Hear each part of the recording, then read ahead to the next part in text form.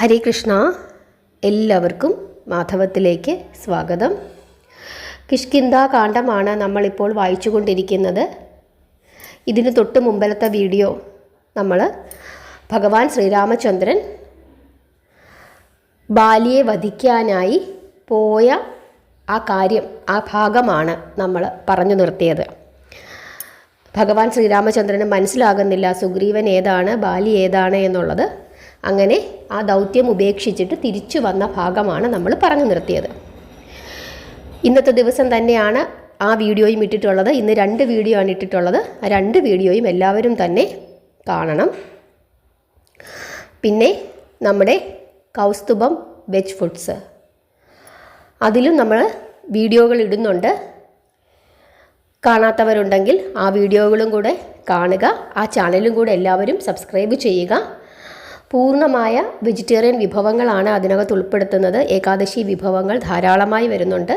ഉള്ളിയും വെളുത്തുള്ളിയും ഒന്നും ചേർക്കാത്ത വിഭവങ്ങളാണ് അതിനകത്ത് ഉൾപ്പെടുന്നത്. ഇനിയിപ്പം ഓണം സദ്യ സീരീസ് തുടങ്ങും. ഏകാദശി വിഭവമുണ്ട്. ഇനി അടുത്ത ഒരു വിഭവവും കൂടെ ഏകാദശി ഇടുന്നുണ്ട്. അതുപോലെ ഓരോ പ്രത്യേക ദിവസങ്ങളിലെയും ഇനിയിപ്പോൾ ശ്രീകൃഷ്ണ ജയന്തി വരുന്നുണ്ട്. അന്ന് ഭഗവാന് നൈവേദ്യം വെക്കുന്ന വിഭവങ്ങൾ, ഇങ്ങനെയുള്ള വിഭവങ്ങളൊക്കെ തന്നെ ഇനിയിപ്പോൾ അടുപ്പിച്ചിടാൻ പോകുന്നുണ്ട്.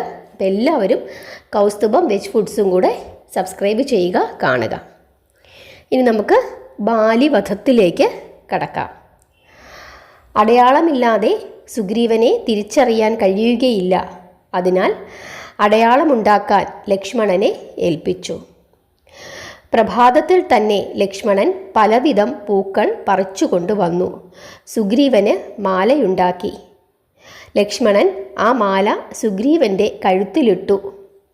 ശുഭകാലത്ത് 7 പേരും പുറപ്പെട്ടു. സുഗ്രീവൻ സഹോദരനെ വധിക്കാനായി മുമ്പിൽ നടന്നു. ശ്രീരാമനും ലക്ഷ്മണനും അമ്പും വില്ലുമേന്തി തൊട്ടുപിറകിൽ, മറ്റു വാനരന്മാർ അതിന് പിന്നിൽ. വഴിയിൽ മൃഗങ്ങളെയും പക്ഷികളെയും വനചരന്മാരെയും കണ്ടു. പർവ്വതം പോലുള്ള അനവധി ആനകൾ വനത്തിനുള്ളിലേക്ക് പോകും തോറും അതിമനോഹരമായി തോന്നി. ഒരു മുനിയുടെ ആശ്രമം കണ്ടു. അവിടെ നിറയെ കദളിവാഴകൾ. അത് സപ്തമുനിമാരുടെ ആശ്രമമാണ്. അവർ കഠിന തപം ചെയ്തിരുന്നു.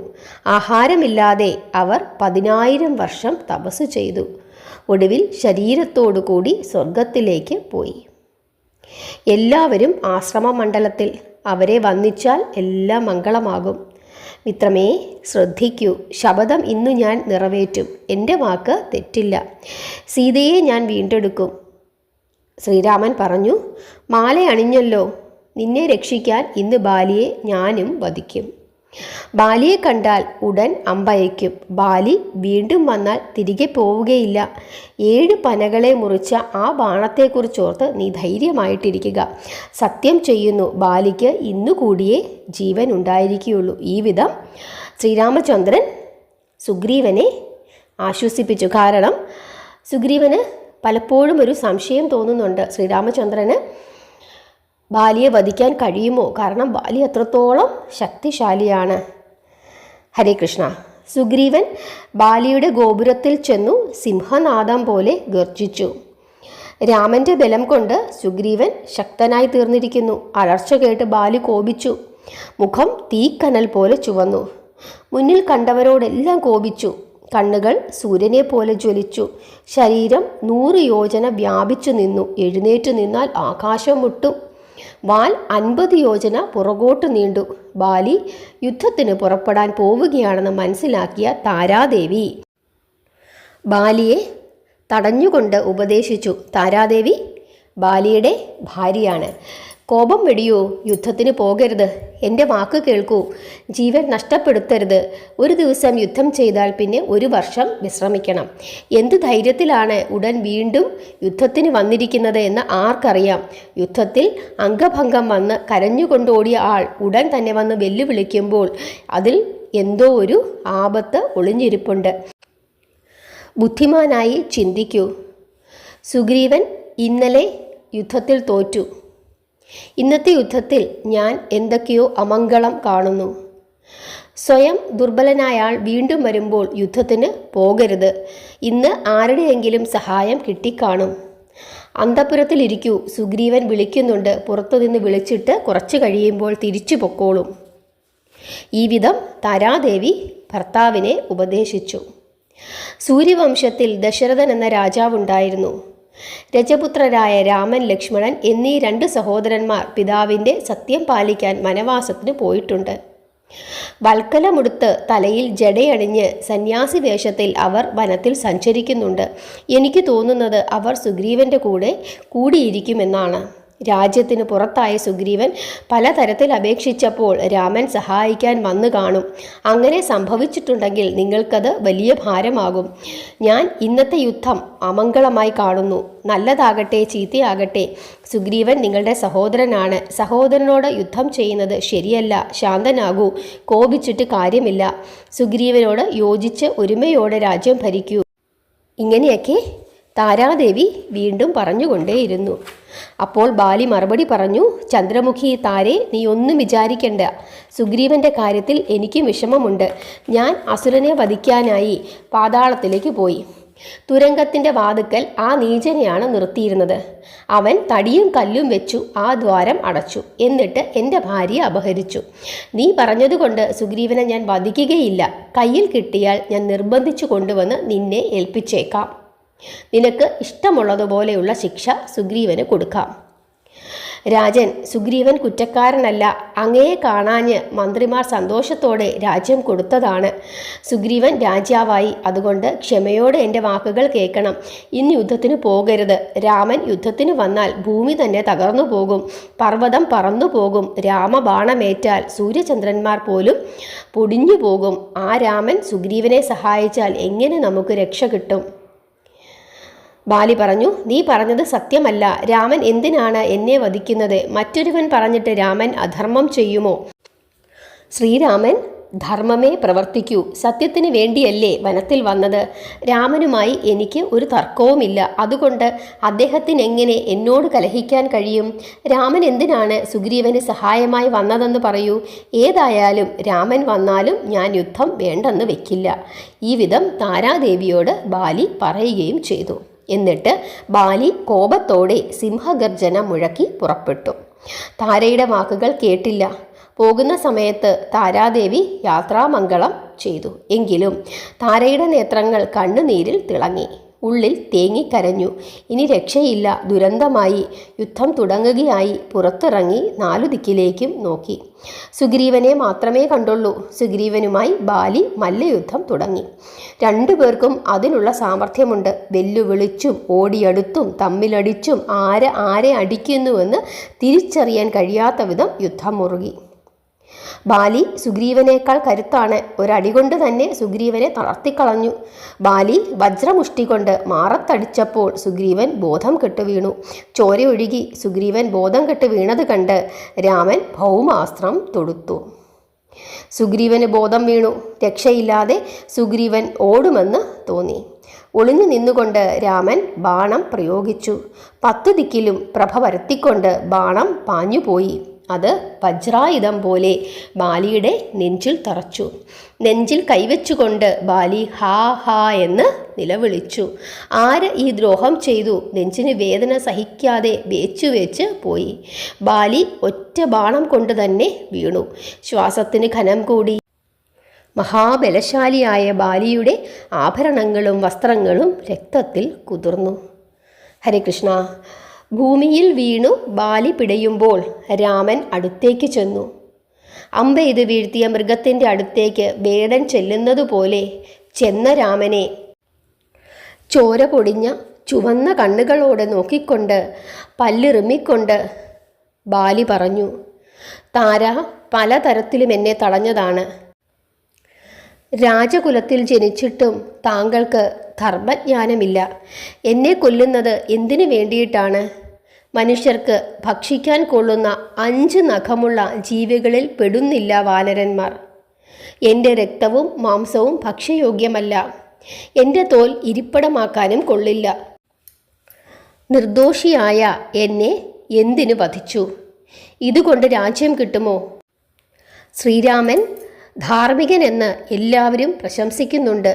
എന്ത് ധർമ്മമനുസരിച്ചാണ് ഈ പ്രവൃത്തി ചെയ്തത്? തെറ്റൊന്നും ചെയ്യാത്ത ഒരു പ്രാണിയെ അങ്ങ് നശിപ്പിച്ചില്ലേ? എല്ലാവരും പറയുന്നു ശ്രീരാമചന്ദ്രൻ ദയയുടെ നിവാസമാണെന്ന്. നിങ്ങൾക്ക് എത്ര ദയയുണ്ട് എന്ന് എനിക്കിപ്പോൾ മനസ്സിലായി. തപസ്വിയുടെ വേഷത്തിൽ വനത്തിൽ നടക്കുന്നു. മനസ്സിൽ മറ്റു പല ദുഷ്ടവിചാരങ്ങളുമാണ്. എല്ലാവരും പറയുന്നു രാമൻ ധാർമ്മികനാണെന്ന്. അക്കാര്യം ഇപ്പോൾ എനിക്ക് കൂടുതൽ മനസ്സിലായി. ജ്യേഷ്ഠനും അനുജനും തമ്മിൽ മല്ലയുദ്ധം ചെയ്യുന്നത് രസിച്ചു നോക്കി നിന്നില്ലേ? എന്നെ കൊന്നിട്ട് എന്തു സുഖം? വേറെങ്ങും ഇങ്ങനെയൊരു സംഭവം കണ്ടിട്ടുമില്ല, കേട്ടിട്ടുമില്ല. ഒരുത്തനുമായി യുദ്ധം ചെയ്യുമ്പോൾ മറ്റൊരുത്തൻ വന്നു കൊല്ലുന്നു. നേർക്ക് നേരെ നിന്നുള്ള യുദ്ധത്തിന് വന്നിരുന്നെങ്കിൽ ഒരടിക്ക് തന്നെ ഞാൻ അങ്ങയെ കൊന്നേനെ. നേരിട്ട് യുദ്ധത്തിന് വന്നാൽ അറിയാമായിരുന്നു കാഠിന്യം. അതുകൊണ്ട് നിങ്ങൾ കള്ളനെ പോലെ ഒളിച്ചു നിന്ന് എന്നെ കൊന്നു. നിങ്ങളുടെ സൽപ്പേരിന് ഇതെന്നും ഒരു കളങ്കമായിരിക്കും. ഒരു കുറ്റവും ചെയ്യാത്ത ബാലരാജാവിനെ ഒളിച്ചു നിന്ന് കൊന്നവൻ. ദശരഥ രാജാവ് ധർമ്മത്തിൻ്റെ അവതാരമായിരുന്നു. അദ്ദേഹത്തിൻ്റെ മകൻ കുലത്തിന് കളങ്കമാണ്. മഹാരാജാ ദശരഥൻ ധർമ്മനിരതനായിരുന്നു. ധർമ്മഹീനനായ നിങ്ങൾ കാരണം അച്ഛൻ്റെ മാന്യത നശിച്ചു. സ്വന്തം ഇഷ്ടം നടത്താൻ പാപിയായ സുഗ്രീവൻ്റെ കൂടെ ചേർന്നു. പാപിയും കൂടി പാപകരമായ ആലോചന. അല്ലെങ്കിൽ എനിക്ക് വേദന തോന്നുകയില്ലായിരുന്നു. വാനരന്മാരെ കൊണ്ട് ഒരു കാര്യം നടത്തിപ്പിക്കാനായിരുന്നുവെങ്കിൽ ആ ഭാരം എന്തുകൊണ്ട് എന്നെ ഏൽപ്പിച്ചില്ല? ഒറ്റച്ചാട്ടത്തിന് കടൽ കടന്ന് ലങ്കയിലെത്തിയേനെ. ഒറ്റ ദിവസം കൊണ്ട് ദേവിയെ മോചിപ്പിച്ചു കൊണ്ടുവന്നേനെ. രജപുത്രനായ നിങ്ങൾക്ക് ഇത്ര പോലും തിരിച്ചറിവ് ഉണ്ടായില്ലല്ലോ. ഇപ്രകാരം ബാലി രാമനെ രണഭൂമിയിൽ കിടന്നുകൊണ്ട് ശകാരിച്ചു. ഇതെല്ലാം കേട്ട് ശ്രീരാമചന്ദ്രൻ വളരെ ശാന്തതയോടുകൂടി ബാലിയോട് പറഞ്ഞു, ബാലി, ശ്രദ്ധിച്ചു കേൾക്കണം. വാനരവംശത്തിൽ താങ്കൾ ഏറ്റവും വലിയ ധീരനാണ്. എന്നെ വളരെയേറെ ശകാരിച്ചു. ഇനിയും ദുർവചനങ്ങൾ ഉണ്ടെങ്കിൽ പറഞ്ഞുകൊള്ളുക. ഭൂമിയിൽ എത്രയെത്ര രാജാക്കന്മാരുണ്ടായിരുന്നു. അവരാരും മൃഗങ്ങളെ കൊല്ലാൻ മടിച്ചിട്ടില്ല.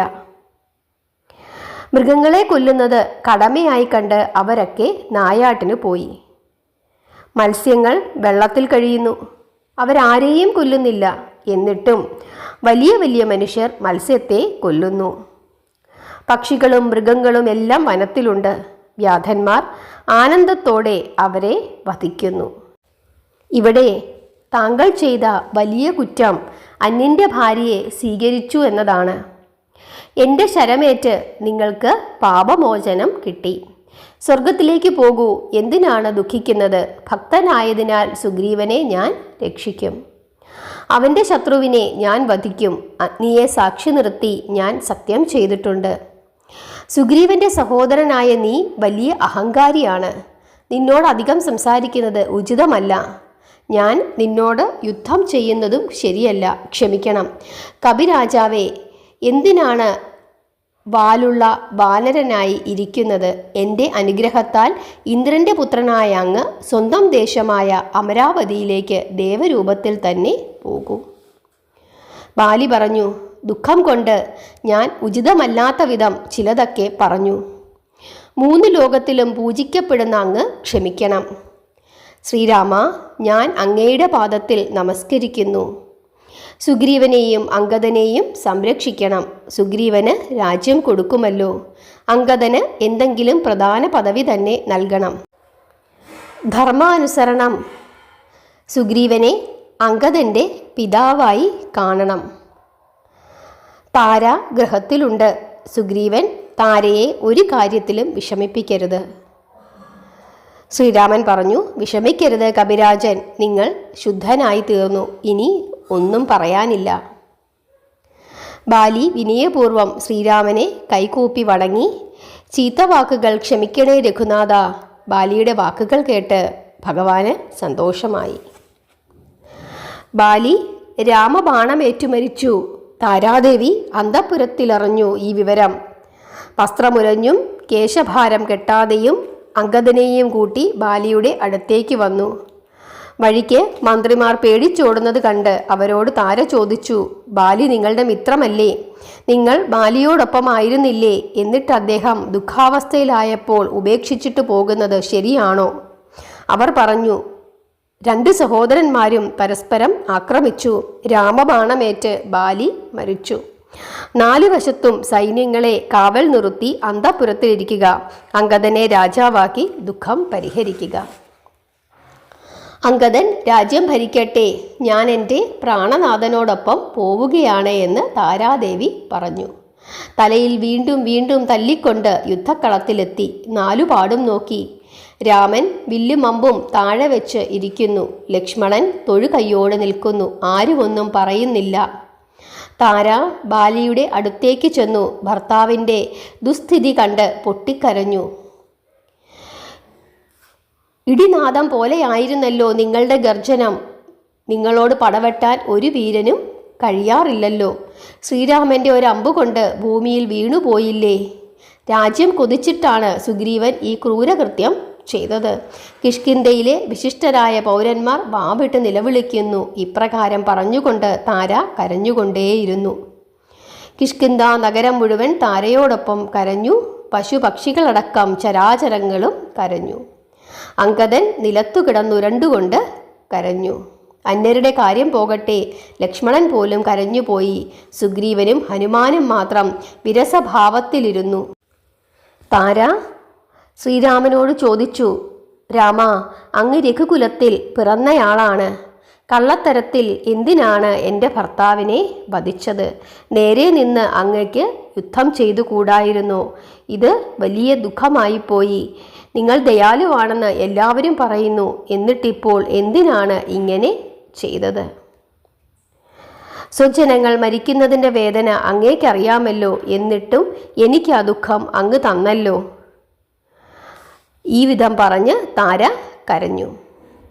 താരയുടെ കരച്ചിൽ കേട്ട് ബാലി പറഞ്ഞു, പ്രേയസി താരേ, ഞാൻ രാമനെ ഒരുപാട് ശപിച്ചു. എൻ്റെ വാക്കുകൾ കേട്ട് രാമന് ലജ്ജയുണ്ടായി. നീ ചീത്ത വാക്കുകൾ പറഞ്ഞിട്ട് എന്തു കാര്യം? ലങ്കയിലെ രാവണൻ സീതയെ മോഷ്ടിച്ചു. രാവണൻ്റെ തെറ്റിനാണ് ഞാൻ മരിക്കുന്നത്. ഇത് വിധിയുടെ നിശ്ചയമാണ്. രാമൻ അതിൽ എന്തു പിഴച്ചു? ചീത്ത വാക്കുകൾ പറയുന്നത് രാമന് പ്രയാസമാകും. ബാലി താരയെ ഈ വിധം കാര്യങ്ങൾ പറഞ്ഞ് മനസ്സിലാക്കി. അവസാനമായി സുഗ്രീവനോടും സംസാരിച്ചു. സുഗ്രീവ, നീ എൻ്റെ അനുജനാണ്. നീയുമായി കലഹമുണ്ടായി. ആ വഴക്കിൻ്റെ ഫലമായിട്ടാണ് എനിക്ക് ഈ അനുഭവമുണ്ടായത്. ഞാൻ ഉടൻ മരിക്കുമെന്ന് തീർച്ചയാക്കി നീ രാജ്യം ഭരിക്കുക. നിന്റെ കുറ്റമല്ല, ഇതെൻ്റെ വിധിയാണ്. 2 പേർക്കും ഒരുമിച്ച് രാജ്യസുഖം കിട്ടുകയില്ല. രാജസുഖങ്ങൾ അനുഭവിച്ചാണ് അംഗദൻ വളർന്നത്. അവന് ദുഃഖമുണ്ടാകാതെ നോക്കണം. ഞാൻ മരിച്ചാൽ നീയാണ് അംഗദൻ്റെ അച്ഛൻ. അവൻ പേടിച്ചിരിക്കുകയാണ്. അവൻ്റെ പേടി ഇല്ലാതാക്കണം. നിന്റെ പുത്രനെ പോലെ സംരക്ഷിക്കണം. ഞാനുണ്ടായിരുന്നെങ്കിൽ എങ്ങനെയോ അതേപോലെ അവനെയും സംരക്ഷിക്കണം. രാമൻ്റെ ശരമേറ്റ് ഈ ശരീരം തകർന്നിരിക്കുന്നു. ഒരു നിമിഷത്തിനകം പ്രാണൻ പോകും. ഇന്ദ്രൻ പുത്രനു വേണ്ടി തന്ന മാല ഞാൻ നിനക്ക് നൽകുന്നു. ശ്രീരാമനോട് അനുവാദം വാങ്ങിയിട്ട് സുഗ്രീവൻ്റെ കഴുത്തിൽ പ്രകാശം ചൊരിയുന്ന മാല ഇട്ടുകൊടുത്തു. ബാലി പിന്നീട് അംഗദനെ വിളിച്ചു, മകനെ, നിനക്ക് എന്നെപ്പോലെ തന്നെയാണ് സുഗ്രീവൻ. എൻ്റെ പുത്രനാണ് എന്ന് വിചാരിച്ച് അഹങ്കരിക്കരുത്. സുഗ്രീവൻ്റെ ശത്രു നിന്റെയും ശത്രുവാണ്. സുഗ്രീവൻ്റെ പക്ഷം നിന്റെയും പക്ഷമാണ്. അധർമ്മം ചെയ്യരുത്, സേവനകർമ്മം ചെയ്യണം. ഇത്രയും പറഞ്ഞിട്ട് ബാലിരാജാവ് പ്രാണൻ വെടിഞ്ഞു. ഇന്ദ്രൻ അപ്പോഴേക്കും മകനെ കൊണ്ടുപോകാൻ വിമാനം അയച്ചു. കാലത്തിൻ്റെ വളഞ്ഞ വഴികൾ ആർക്കറിയാം? മഹാവീരൻ യുദ്ധക്കളത്തിൽ വീണു കിടക്കുന്നു. താരാദേവി ശിരസിൽ കൈവച്ച് കരഞ്ഞുകൊണ്ടേയിരുന്നു. കേശഭാരം ഉപേക്ഷിച്ചു. മുത്തുമാല പൊട്ടിച്ചിട്ടു. തോഴിമാർ വന്ന് താരയെ താങ്ങിപ്പിടിച്ചു. കണ്ണീരൊഴുക്കിക്കൊണ്ട് താരാദേവി വീണ്ടും വീണ്ടും പറഞ്ഞു, പ്രഭോ, പോയില്ലേ? അങ്ങ് കൂടെയില്ലാതെ ഞാൻ എങ്ങനെ ജീവിക്കും? രാമൻ ബാലിയുടെ മാർഡത്തിൽ നിന്നും ബാണം ഊരിയെടുത്തു. രക്തം ഒഴുകി ഒരു നദിയായി തീർന്നു. തളർന്ന താരയെ കണ്ട് സുഗ്രീവന് വേദന തോന്നി. രാമൻ സുഗ്രീവനെ സമാധാനിപ്പിച്ചു. വിഷാദിക്കരുത്, ഇതാരുടെയും ദോഷമല്ല, വിധിയാണ്. രാജാവായി വാനരന്മാരുടെ ദുഃഖം ശമിപ്പിക്കണം. വേഗം തന്നെ ബാലിയുടെ അഗ്നികാര്യങ്ങൾ ചെയ്യുക. അകിലും ചന്ദനവും കൊണ്ട് ചിതയൊരുക്കുക. രാജകീയ വസ്ത്രാഭരണങ്ങൾ കൊണ്ടുവരിക. ആ ബലിഷ്ഠ ശരീരം കൊണ്ടുപോകാൻ ബാലിയുടെ വാഹനവും സൈന്യവും വരട്ടെ. ലക്ഷ്മണൻ ഹനുമാനോട് പറഞ്ഞു, ധൈര്യമായിരിക്കുക, ശവദാഹത്തിനുള്ള ഏർപ്പാടുകളൊക്കെ ചെയ്യുക, വേണ്ടതൊക്കെ പുറത്തെടുക്കുക. അത് കേട്ട് ഹനുമാൻ ഭണ്ഡാരത്തിൽ കടന്നു നാനാരത്നാഭരണങ്ങൾ പുറത്തെടുത്തു. പല്ലക്കിറക്കി ബാലിയുടെ ശരീരം പല്ലക്കിലെടുത്തു കൊണ്ടുപോയി. നദീതീരത്ത് ചന്ദനവിറകുകൊണ്ട് ചിതയൊരുക്കി അതിനു മുകളിൽ ബാലിയെ കിടത്തി പുഷ്പങ്ങൾ ചാർത്തി ചിത രാജോചിതം ആക്കി. താര അഗ്നിയെ സ്തുതിച്ചു. ബന്ധുക്കൾ അഗ്നി ജ്വലിപ്പിച്ചു. താര ബോധഹീനയായി നിലം പതിച്ചു. ഹരേ കൃഷ്ണ. വാനരന്മാർ രാമൻ്റെ മുമ്പിൽ ചെന്നു. ഹനുമാൻ സുഗ്രീവൻ്റെ അഭിലാഷം അറിയിച്ചു. ഹനുമാൻ പറഞ്ഞു, സുഗ്രീവൻ അങ്ങയുടെ പ്രസാദത്താൽ രാജാവായി. അങ്ങയെ പൂജിക്കാൻ ആഗ്രഹിക്കുന്നു. ആജ്ഞാപിച്ചാൽ രാജഗൃഹത്തിലേക്ക് പോകാം. അപ്പോൾ ശ്രീരാമൻ പറഞ്ഞു, ഞാൻ നഗരത്തിൽ കയറുകയില്ല. അച്ഛൻ്റെ നിർദ്ദേശമനുസരിച്ച് 14 വർഷം ഞാൻ വനത്തിൽ വസിക്കും. അതിനാൽ നഗരത്തിൽ കടക്കുകയില്ല. രാജാവായി രാജ്യം ഭരിക്കുക. ബാലിയെ കൊന്ന് രാജ്യം ഞാൻ തന്നു. അതുകൊണ്ട് അംഗദനെ യുവരാജാവായി വാഴിക്കണം. മഹാരാജ്ഞി താരയെ ബഹുമാനിക്കണം. താരയുടെ ഉപദേശമനുസരിച്ച് രാജ്യകാര്യങ്ങൾ നടത്തണം. ശ്രാവണമാസമായി വർഷകാലം തുടങ്ങി. സൈന്യങ്ങൾ സ്വദേശങ്ങളിൽ കഴിയട്ടെ. വനത്തിൽ പല സ്ഥലങ്ങളിലേക്ക് പോയി വർഷകാലത്ത് കുറേ നാൾ രാജകീയ സുഖങ്ങൾ അനുഭവിക്കുക. വർഷകാലം കഴിഞ്ഞിട്ടും വീടുകളിൽ സുഖിച്ചു കഴിയുന്നവർക്ക് ഉചിതമായ ശിക്ഷ തന്നെ കൊടുക്കണം. ശ്രീരാമൻ്റെ ആജ്ഞയനുസരിച്ച് സുഗ്രീവൻ അന്തഃപുരത്തിലേക്ക് പോയി വസ്ത്രങ്ങളും രത്നങ്ങളും ദാനം ചെയ്തു. സുഗ്രീവനെ രാജാവാക്കാൻ രാജ്യം ഒത്തുകൂടി. സിംഹാസനവും ചെങ്കോലും കുടയും ഒരുക്കി ശുഭമുഹൂർത്തത്തിൽ സുഗ്രീവൻ സിംഹാസനത്തിലിരുന്നു. ചുറ്റും നിന്ന കവികൾ ചാമരം വീശി ശ്രീരാമൻ്റെ ആജ്ഞ ശിലയിൽ വരച്ച വരയാണ്. സാഗരജലം തന്നെ കൊണ്ടുവന്നു സുഗ്രീവന് അഭിഷേകം ചെയ്തു. അങ്ങനെ കിഷ്കിന്ധ രാജ്യത്തിൻ്റെ രാജാവായി സുഗ്രീവനെ അഭിഷേകം ചെയ്തു. ഒടുവിൽ അംഗദനെ യുവരാജാവായി അഭിഷേകം ചെയ്തു. ഹരേ കൃഷ്ണ. ഇന്നത്തെ ഭാഗം ഇവിടെ അവസാനിക്കുന്നു. ബാലിയുടെ മരണത്തോടുകൂടി സുഗ്രീവൻ രാജാവായി. ഹരേ കൃഷ്ണ. എല്ലാവർക്കും ഇന്ന് പറഞ്ഞ 2 ഭാഗങ്ങളും ഇഷ്ടപ്പെട്ടു എന്ന് കരുതുന്നു. നിങ്ങളുടെ അഭിപ്രായങ്ങൾ പറയുക. കഥകൾ മനസ്സിലായെങ്കിൽ മനസ്സിലായെന്ന് തന്നെ പറയണം. എല്ലാവരും നാമം ജപിക്കണം, പ്രാർത്ഥിക്കണം. സബ്സ്ക്രൈബ് ചെയ്യാതെ കാണുന്നവരുണ്ടെങ്കിൽ എല്ലാവരും സബ്സ്ക്രൈബ് ചെയ്യണം. വീഡിയോ എല്ലാവർക്കും ഷെയർ ചെയ്ത് കൊടുക്കണം, ലൈക്ക് ചെയ്യണം. നിങ്ങളുടെ അഭിപ്രായങ്ങളൊക്കെ പറയണം. അതുപോലെ തന്നെ നമ്മുടെ സെക്കൻഡ് ചാനലിൻ്റെ കാര്യവും മറക്കരുത്. ഹരേ കൃഷ്ണ.